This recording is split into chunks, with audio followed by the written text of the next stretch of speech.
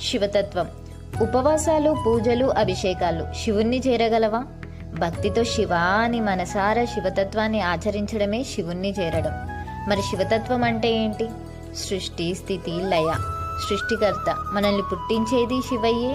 స్థితికర్త, బ్రతికించి మనల్ని ముందుకు నడిపేది శివయ్యే. ప్రళయకర్త, తనలో ఐక్యం చేసుకునేది శివయ్యే. మరి శివతత్వం అంటే శూన్యం, మనసు ఖాళీగా ప్రశాంతంగా ఉన్న స్థితి శివతత్వం. అర్ధనారీశ్వరం, పురుషుడు స్త్రీశక్తులు రెండూ సమానమే. అదే ఈ విశ్వం యొక్క సమతుల్యత. శివధ్యానం, మౌనం, ఆధ్యాత్మిక శక్తి, ఆత్మవిశ్వాసం, మనస్సుకి శాంతి. అదే శివధ్యానం. జ్ఞానం, నిజమైన సత్యాన్ని తెలుసుకోవడం. ఆశలు, అహంకారం వీటిని వదలడమే నిజమైన ప్రశాంతత. నటరాజ తాండవం, శివుని నాట్యం విశ్వం ఎప్పటికీ మారుతుందని సూచిస్తుంది. మార్పును అంగీకరించడం కూడా శివతత్వం. శివుని పేరు చెప్పి పాలు, పండ్లు, కొబ్బరికాయలు గుడిలో అర్పించే కంటే పవిత్రమైన మనస్సుతో శివయ్య మీద భక్తితో లేని వారికి ప్రసాదించడమే శివతత్వం. ఏమీ ఆశించని వాడే మన భోలా శంకరుడు.